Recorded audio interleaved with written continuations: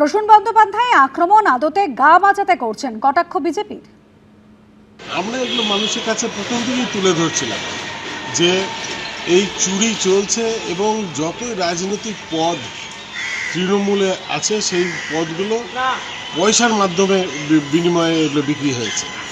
মানুষ বিশ্বাস করেনি। আজকে উনি তো তৃণমূলের প্রার্থী, উনি নিজেই বলছেন, তার মানে আজ মানুষকে বিশ্বাস করতেই হবে যে তৃণমূলের টিকিট বিক্রি হয়েছে। আমরা মানুষের আশীর্বাদ পেয়েছি, বাংলা মানুষকে বলছি যে আমাদের উপরে ভরসা করুন, আমাদের মধ্যে এইসব বিক্রি সিক্রি হয় না। বিজেন্দ্র সিংহ আমাদের প্রতিনিধি রয়েছেন আমাদের সঙ্গে। বিজেন্দ্র, গতকালই সুদীপ বন্দ্যোপাধ্যায় বলেছিলেন যে কোনো ছোট দল নয়, অধিবেশনে একেবারে সামনের সারিতে বসার সুযোগ দেওয়া হোক এনসিপিআইতে। যে আসন পুনর্বিন্যাসের কথা তাহলে জানানো হচ্ছে, তাতে প্রথম সারিতে বসছেন সুদীপ বন্দ্যোপাধ্যায় এবং দ্বিতীয় সারিতে চলে আসছেন অভিষেক বন্দ্যোপাধ্যায়। হ্যাঁ, অনুষ্ঠিত তার কারণ রয়েছে যে নম্বর এই মুহূর্তে দেখবে এনসিপি এর কাছে 20 জন সাংসদ রয়েছেন এবং কালীঘাট তৃণমূল যার নেতা এখন লোকসভায় অভিষেক বন্দ্যোপাধ্যায়, তার কাছে 8 জন সাংসদ রয়েছে। তো 8 জন সাংসদের দলের নেতা ফ্রন্ট রোতে বসবেন নাকি 20 জন সাংসদের নেতা ফ্রন্ট রোতে বসবেন, সেটাই সিদ্ধান্ত নিয়েছে গতকাল স্পিকারের লোকসভা সেক্রেটারিয়েট।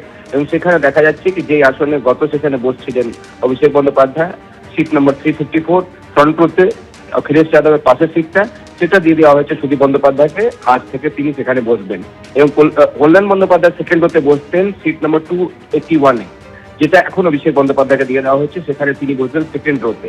এবং খুব সম্ভবত কল্যাণ বন্দ্যোপাধ্যায়কে থার্ড রোতে কোনো একটা সিট দেওয়া হয়েছে, যেটা সূত্র মারফত জানা গেছে। এবং এর আগেও সুদীপ বন্দ্যোপাধ্যায় যখন টিএমসির দলনেতা ছিলেন প্রায় দীর্ঘ 15 বছর, তখন আমরা তাকে দেখেছি তিনি ফ্রন্ট রোতেই বসতেন, পুরনো লোকসভাতেও সংসদেও এবং নতুন সংসদেও তাকে আমরা অনেকদিন দেখেছি। কিন্তু গত 1 বছর দেখা গেছিল তাকে সরিয়ে অভিষেক বন্দ্যোপাধ্যায়কে নেতা করেছিলেন মমতা বন্দ্যোপাধ্যায় এবং তখন তিনি প্রথম সারিতে চলে এসেছিলেন। এখন এই সিট অ্যারেঞ্জমেন্টস গুলো যেটা চেয়েছিলেন স্পিকারের কাছে গিয়ে 20 জন সাংসদ, সেটা মেনে নিয়েছেন স্পিকার এবং 20 জনকে আলাদা বসার জন্য সেপারেট সিট অ্যারেঞ্জমেন্টস করে দেওয়া হয়েছে। এখন দ্বিতীয় দাবি ছিল তাদেরকে এনসিপিআই সাংসদ হিসাবে তাদেরকে আইডেন্টিফাই করা হোক, তারা এনসিপিআইতে মার্জ করেছেন, সেই দলের তারা এখন সদস্য। সেটা নিয়ে এখনো স্পিকার সিদ্ধান্ত নেননি।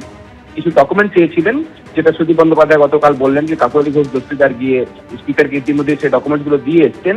খুব সম্ভবত তারা আশা করছেন কি আজকে এনসিপিআই সাংসদ হিসাবে তাদেরকে স্বীকৃতি দিয়ে দেবেন লোকসভার স্পিকার।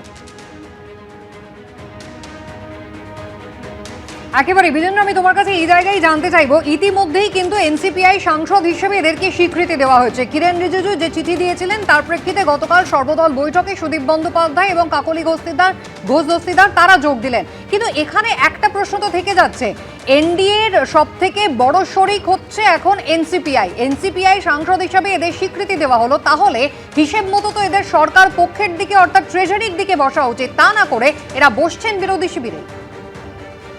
তার কারণ হচ্ছে কুসুমিতা, গতকাল লোকসভা সচিবালয় থেকে বলা হয়েছিল যে যখন লোকসভা নতুন করে গঠন হয় সেই সময় সিটস গুলো দিয়ে দেওয়া হয় বিভিন্ন দলগুলোকে, তাদের যা সংখ্যা রয়েছে সেই অনুসারে, এবং ফ্রন্ট রো সেকেন্ড রো সব ঠিক করে দেওয়া হয় সেটার উপর। এখন মিডওয়েতে গিয়ে 20 জন সাংসদের জন্য আলাদা সিটিং অ্যারেঞ্জমেন্ট তৈরি করা ট্রেজারি বেঞ্চে এনডিএর শিবিরে, সেটা একটু সমস্যা হচ্ছিল। সেটার জন্যই তাদেরকে চেষ্টা করা হয়েছে কি যেখানে তারা বসছিলেন তার আশেপাশে তাদেরকে বসিয়ে এই 20 জনকে অ্যারেঞ্জমেন্ট গুলো করা হয়েছে। দেখো 6 জন উদ্ধব ঠাকরের থেকে বেরিয়ে এসছেন, তারা একনাথ শিন্দেতে গেছেন, তাদেরকে কিন্তু সিটিং অ্যারেঞ্জমেন্ট গুলো বেশিরভাগ এনডিএর দিকে করে দেওয়া হয়েছে। কিন্তু 20 জনের একটা বড় চান্স ছিল, সেটাকে একসঙ্গে বসাতে গেলে এনডিএ যদি ট্রেজারি বেঞ্চে বসানো যেত তাহলে অনেকেরই সিট চেঞ্জ করতে হতো। এই পথে না হেঁটে স্পিকার অফিস ঠিক করেছে কি যেখানে তারা বসতেন তার আশেপাশেই তাদেরকে সিটগুলো দেওয়া হয়েছে, তার কারণে যেন বাকিদের সিটগুলো চেঞ্জ না হয় সবার। এটাকে মাথায় রেখে এই সিদ্ধান্ত নিয়েছেন স্পিকার, যেটা সূত্র মারফত জানা যাচ্ছে। এবং তারা বসবেন সেখানে, কিন্তু যেটা তুমি বললে এখন এনডিএতে সব থেকে বড় দল হলো বিজেপি, তারপরে হচ্ছে এনসিপিআই 20 জন সাংসদ, তারপর জেডিইউ এবং তেলুগু দেশম পার্টি, অর্থাৎ সব থেকে বড় শরিক এখন বিজেপির পর এনডিএতে এনসিপিআই হতে চলেছে।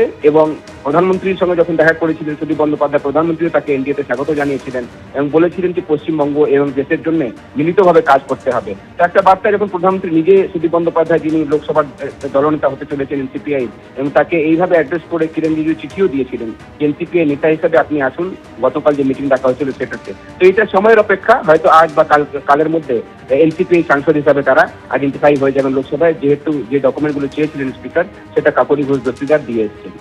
বিজেন্দ্র সঙ্গে থাকুন।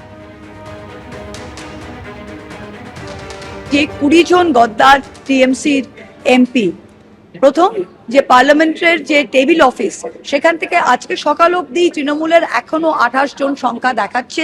এনসিপিআই নামক কোনো পার্টির কোনো উল্লেখ নেই এই লিস্টে। তাদের কিভাবে সর্বদলীয় বৈঠকে ডাকা হয়? স্পিকার চেয়ে পাঠিয়েছেন এনসিপিআই যে ইলেকশন কমিশনের দ্বারা স্বীকৃত সেই চিঠির কপি নিয়ে এখন কাকলি গোজদস্তিদার সে এখন জমা দিতে গেল।